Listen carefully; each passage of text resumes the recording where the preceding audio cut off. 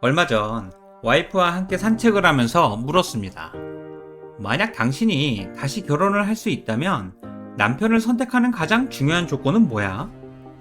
와이프는 당연히 경제력이지라고 말해서, 그래서 저는 다시 그럼 경제력 다음으로 중요하게 생각하는 조건은 뭐야? 라고 물었습니다.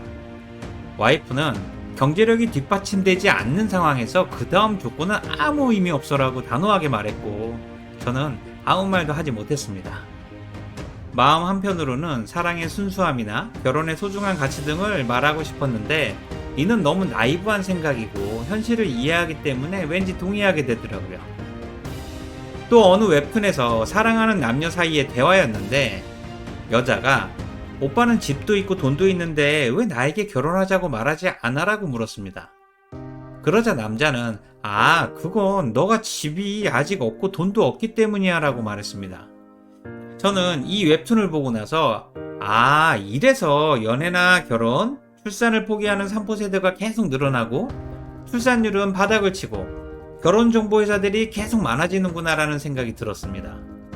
게다가 왠지 슬프지만 격하게 공감하게 되더라고요.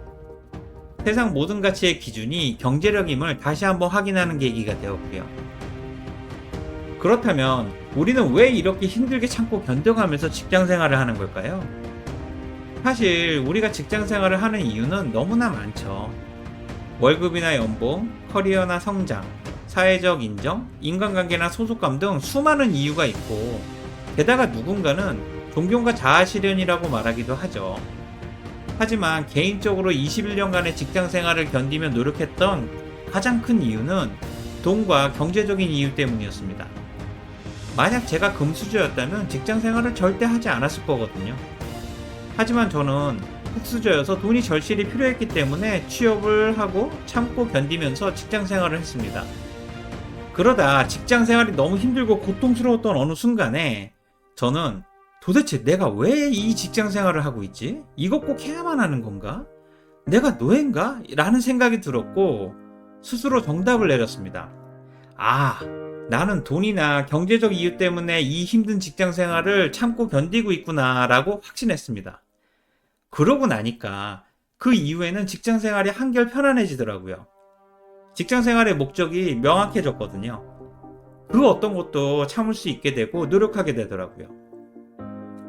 또한 취준생들의 대기업 선호 현상이 계속해서 커지는 이유도 복지나 워라밸, 근무 환경도 중요하지만 솔직히 대기업이 연봉을 많이 주기 때문이죠.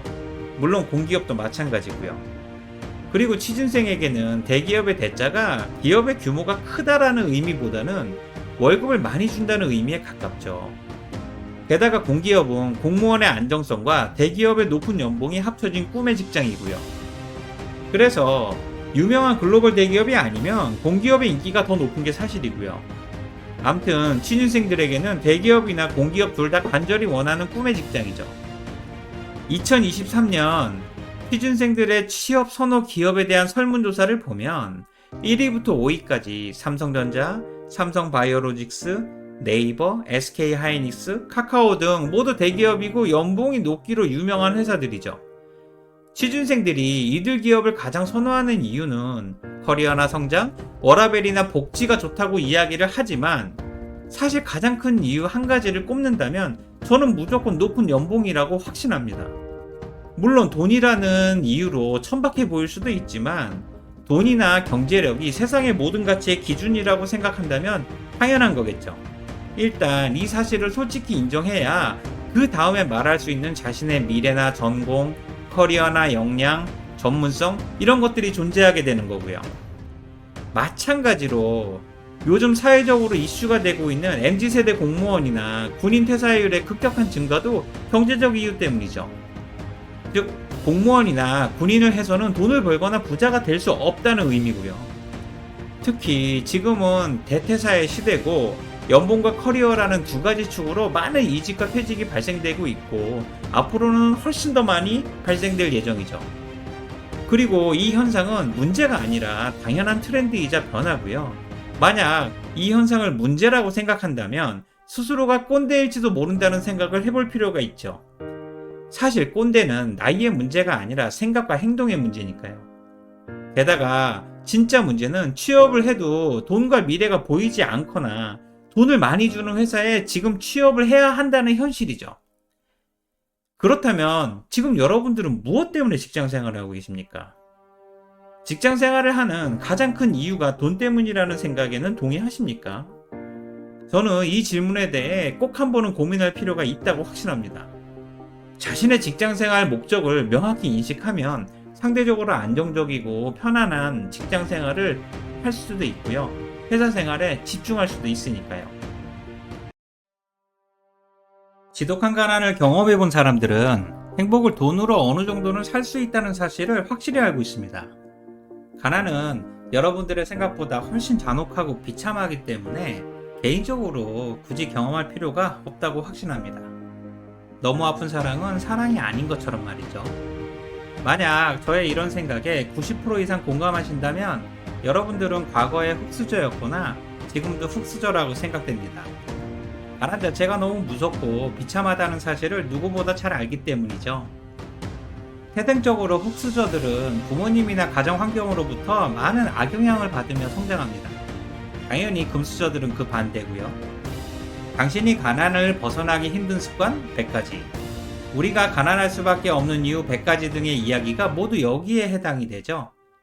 지금 당장 유튜브에 확인해 보시면 금수저와 흙수저의 특징이나 습관에 대한 이야기가 수없이 많고요. 게다가 안타깝게도 부와 가난은 대물림 된다? 부모가 자식에게 돈에 대한 인식과 습관을 가르치기 때문이다라는 말로 귀결되죠. 솔직히 가난한 사람들에게 이보다 더 잔인한 말도 없고요. 가난이 마치 유전병이라고 말하는 것과 같거든요. 물론 치료하기 힘들고 평생을 지니고 살아야만 하는 안타까운 현실일 수도 있지만 다행히 요즘은 치료가 충분히 가능하고 그 방법도 예전에 비해 훨씬 다양해졌죠. 그렇다면 지금 여러분들은 어떤 수저를 들고 계십니까? 현재 대한민국에는 총 4가지 수저가 있다고 하죠. 어느 누군가는 이를 출신 성분이나 계급이라고 말하기도 하고요. 이 4가지 수저 중 우선 흙수저는 자식이 부모님을 책임져야 하는 인생이죠. 자식 입장에서는 당연한 것 같지만 쉽지가 않고요. 특히 부모님으로부터 물려받은 것이 하나도 없이 의무만 있는 경우고요. 오히려 빚이 없는 것이 다행인지도 모르죠. 저를 포함해 대부분이 여기에 해당되고요. 개인적으로 과거에는 80% 정도였다고 느껴졌는데 지금은 60% 정도로 줄어들고 있다고 생각됩니다. 그러니 그나마 다행이죠. 4가지 수저 중 두 번째 동수저는 부모님을 책임지지 않아도 되는 인생입니다. 부모님의 노후 걱정은 안 해도 되는 수준인 거죠. 그리고 이 조건은 결혼정보회사에서 생각하는 중요한 조건 중에 하나고요. 배우자의 직업이나 외모, 경제력만큼 중요한 조건입니다. 4가지 수저 중 3번째 은수저는 부모님이 나를 책임져 줄 수 있는 인생입니다. 이 정도만 돼도 솔직히 충분히 행복한 인생이죠. 마지막 금수저는 부모님이 나와 내 자식까지 3대 이상을 책임져 줄 수 있는 인생으로 재벌이나 부자, 대한민국의 상위 1% 이내에 해당되는 사람들이죠. 참고로 현재 대한민국 상위 1%의 순자산 기준이 30억이고 부자라고 인식하는 최소 기준은 집을 제외한 현금이 10억 이상이죠. 일단 강남의 좋은 아파트를 대출 없이 살고 있다면 여기에 해당되겠죠. 이렇게 보면 우리 대부분은 동수저나 흙수저고 솔직히 이 사실이 다행인지 불행인지는 잘 모르겠습니다. 그렇다면 직장생활에서 금수저와 흙수저는 어떤 모습의 차이가 있을까요? 우선 직장생활 자체의 선택 여부입니다. 금수저는 직장생활을 자발적으로 선택할 수 있고요. 흙수저는 어쩔 수 없이 계속 다녀야만 하죠. 그리고 금수저 직장인이 자신감과 자존감이 높고 모든 업무에서 주도적일 수 있어요. 실제로 그렇고요. 당연히 상사의 인정과 신뢰, 성과나 평가, 그리고 승진 등에서 매우 유리하고요. 잘난 척, 아는 척, 있는 척의 삼척동자만 아니라면 직장생활 자체가 상대적으로 행복하죠. 참고로 제 부하 직원이었던 A과장은 10년 전에 아버님이 돌아가셔서 200억 이상을 상속받았음에도 지금까지도 자신감 넘치게 직장생활을 하고 있습니다. 저 같으면 직장생활을 바로 때려쳤을 텐데 말이죠. A과정은 스스로 회사를 선택해서 다니는 것이고 그만두는 것도 스스로 결정할 수 있는 전형적인 금수저 직장인의 모습이죠. 실제로 자신감과 자존감, 상사의 인정과 신뢰, 업무 주도성 및 추진력 모든 면에서 탁월한 모습을 지니고 있습니다. 그리고 금수저들은 해외 경험이나 좋은 스펙을 가지고 있을 확률이 높습니다. 스카이 대학 등 좋은 대학 출신의 해외 어학연수나 아이비리그 MBA 등을 이수하기도 하죠. 특히 요즘은 금수저이면서 형편없는 친구들이 아니라 누구보다 엘리트이자 회사에서 인정받고 승승장구하는 경우가 더 많고요. 솔직히 금수저 재벌이면서 사이코패스 같은 이상한 사람들은 드라마에서나 볼 수 있는 일부분이고, 실제로 대부분의 금수저들은 매너나 예의, 인정과 신뢰를 받으면서 자신있게 직장 생활을 합니다. 게다가 우리 대부분은 직장 생활을 신입사원부터 시작하지만 이들은 높은 직급으로 입사하는 경우도 많죠. 직장 생활 시작 자체가 아예 다른 거고요. 오너의 자식이 아니더라도 이 상황은 충분히 가능하잖아요. 우리는 취업을 하기 위해 회사에 지원을 하지만 이들에게는 회사가 찾아오거나 스스로 창업을 선택하기도 하죠. 물론 이 외에도 수많은 차이가 엄청나게 많고요. 이 자체가 능력이라면 인정하기 싫지만 인정을 해야 되는 거라고 생각합니다. 그렇다면 여러분들이 생각하는 금수저와 흑수저의 기준은 무엇입니까? 여러분들의 이야기를 댓글로 기다리겠습니다. 오늘도 회사에는 가족 때문에 어쩔 수 없이 회사를 계속 다녀야만 하고, 하루하루가 지옥 같지만 참아야만 하고, 상사나 동료들의 인정과 신뢰는 이미 사라진 슬픈 직장 생활을 하고 있는 흑수저 직장인들이 너무 많습니다. 어쩌면 이들에겐 직장 생활이 힘들다는 사실보다는 직장 생활을 스스로 선택하지 못하고 계속 참아야만 하는 흑수저 상황이 더 비참하게 느껴질지도 모릅니다. 현실은 흑수저라도 마음만은 금수저이길 진심으로 기원하겠습니다. 사회적으로 한창 유행했던 열정페이라는 말을 기억하세요? 열정페이라는 말은 어려운 취업 현실이나 직장 현실, 정당한 보수를 받지 못하는 모든 상황들을 의미하는 단어이자 젊은이들의 순수한 열정을 빌미로 한 저임금 노동을 의미하죠. 보통은 어렵고 힘든 대학생들에게 많이 해당되고요. 어쨌든 돈이 절실하게 필요한 힘든 젊은이들에게 어른들이 만들어낸 열정이라는 좋은 단어로 포장해서 그들의 노력과 시간을 아주 싼 가격으로 착취하는 것이죠. 솔직히 이런 어른들은 젊음을 돈을 주고 살 수는 없지만 어렵고 힘든 젊은이들을 아주 싼 가격으로 살 수 있다고 생각하는 양아치들이고요. 당연히 가만 놔둬서는 안 되죠. 놔두면 계속 누군가에게 피해를 주니까요. 또한 열정페이는 가불관계가 확실하거나 도제제도로 성장하는 분야에서 많이 존재하죠. 금전 이상의 기술이나 무엇인가를 추가적으로 배울 수 있으니까 어쩌면 당연하다고 생각하는지도 모르고요. 그래서 성공한 연예인들이 어릴 때 연극 무대에서 돈을 받지 않고 몇 년 동안 일을 했다거나 죽도록 고생했다는 이야기를 많이 하죠.